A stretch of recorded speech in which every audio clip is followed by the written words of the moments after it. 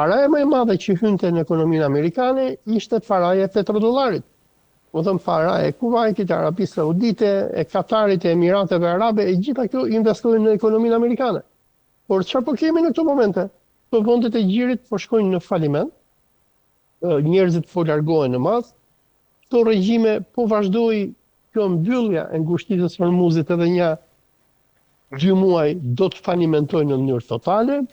Amerikanët, por edhe vendet e gjirit po kanë humbje prej miliarda dollarësh që po investohen për raketa, sistema antiraketore. Do të thënë, lufta shumë e kushtueshme, ky është problemi, Më shumë se Covidi bënte, i dëgjova një ekspert. Pra po prodhon kosto më shumë se Covidi. Jashtëzakonisht më shumë se Covidi, se Covidi të faktën i mbylli njerëzit në shtëpia, po prapë shitja e naftës vazhdonte dhe nuk ishte shkatrim, se ne po kemi shkatrim të madh.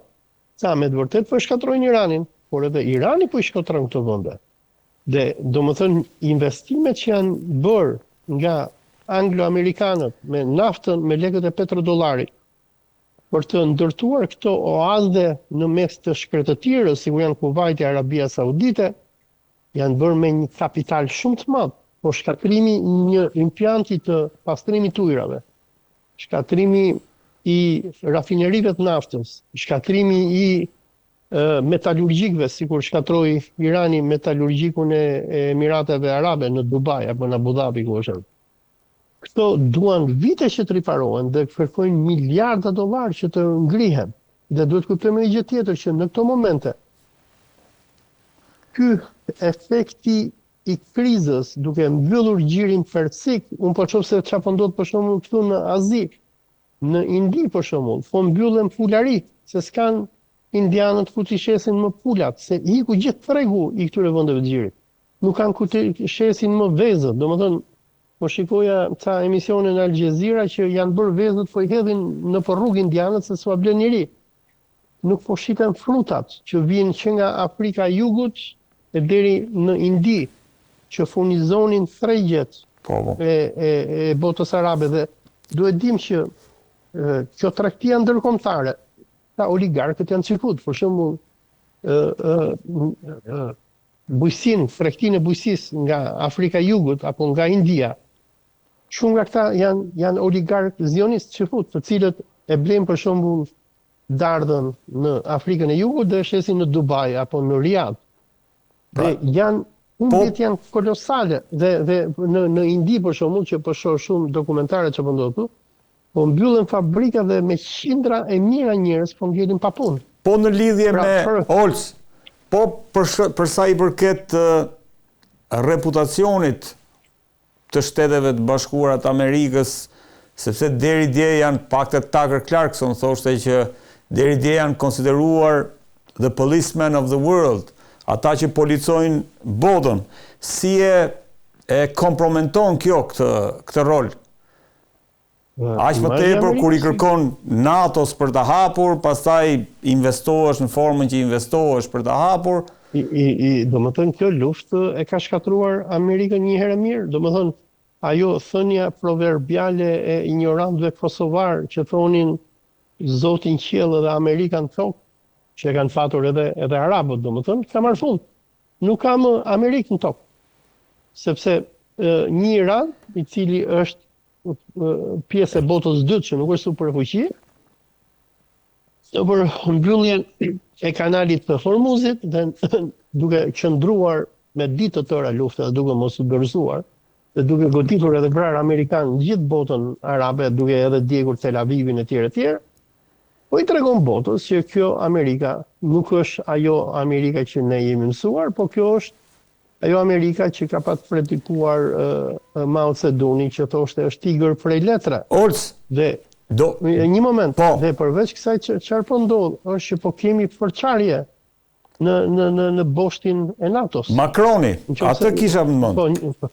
Nëse për shembull përpara 2 ditësh, nëse jam gabim apo 3 ditësh, amerikanët çuan, kush e çovi? Bahreinim duket. E çovi Iranin në Këshillin e Sigurisë të OPB.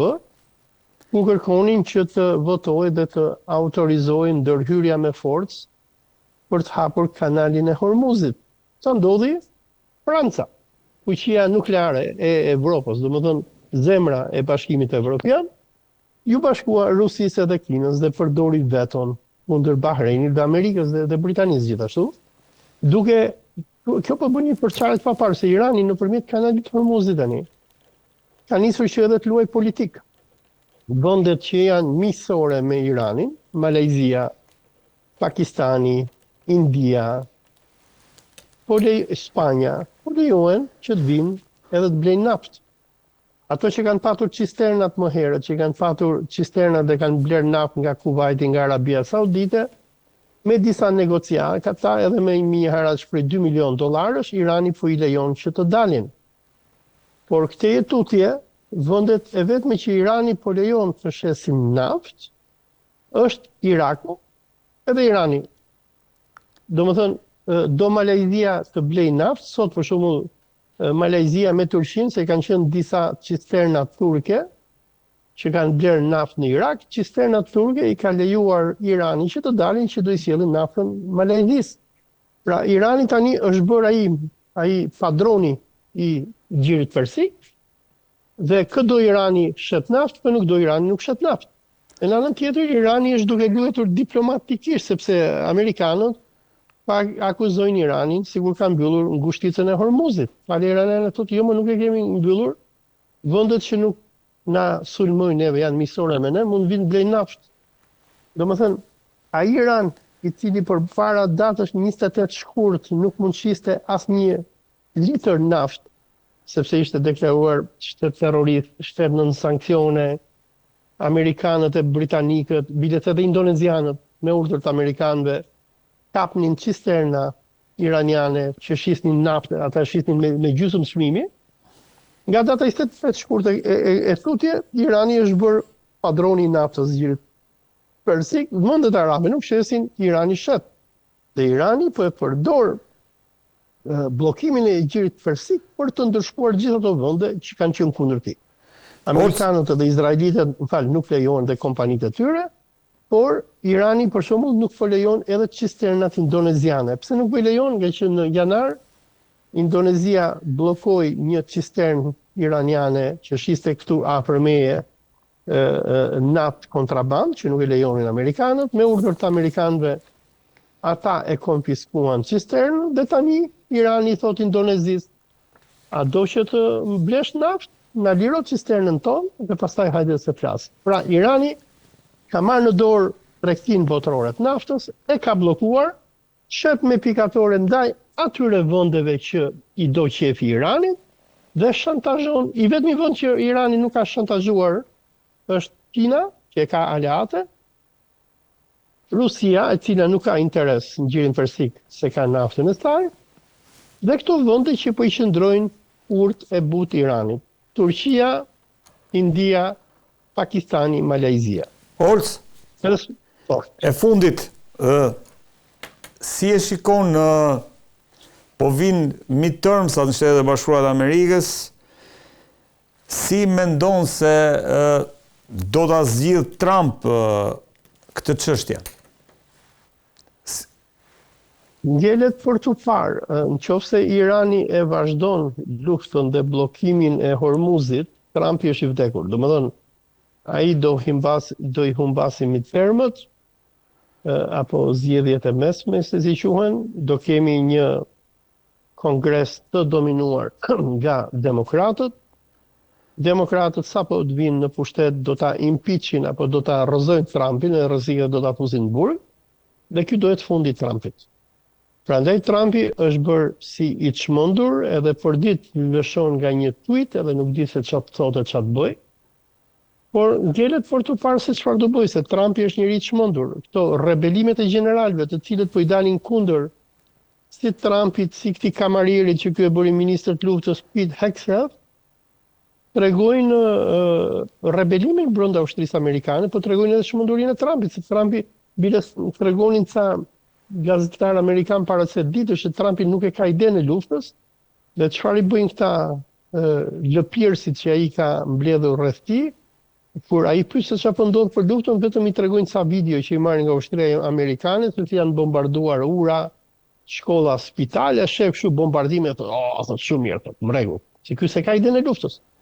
Por, çfarë po ndodh në këtë moment është se dhe rreziku që mund t'i vi botës është se Trumpi duke qenë një njeri psikopat, por i gjendur në një situatë shumë kritike, mund të keq përdoret nga Netanyahu, dhe të hedhë edhe bomba atomike dhe të vrasin me miliona njerëz. Është ky skenar po thuan tavolinë?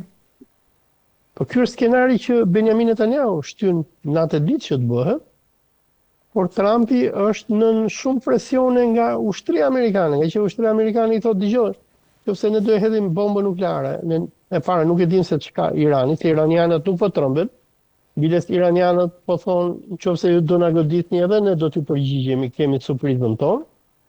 Dhe gjëja e dytë është se nëse Trumpi e përdor bombën nukleare do ta përdorin ndoshta edhe rusët në Evropë, mund ta përdorin edhe kinezët gjetë, dhe kjo do sjellë një shkatrim masiv të njerëzimit. Pra, ushtarakët amerikanë që e dinë bombën nukleare janë shumë të trembur nga përdorimi i saj, por varet për të parë a do të arrijë Trumpi që të imponojë dëshirën e tij në ushtrinë amerikane, apo ushtria do ta arrestojnë, do ta fusin në burg.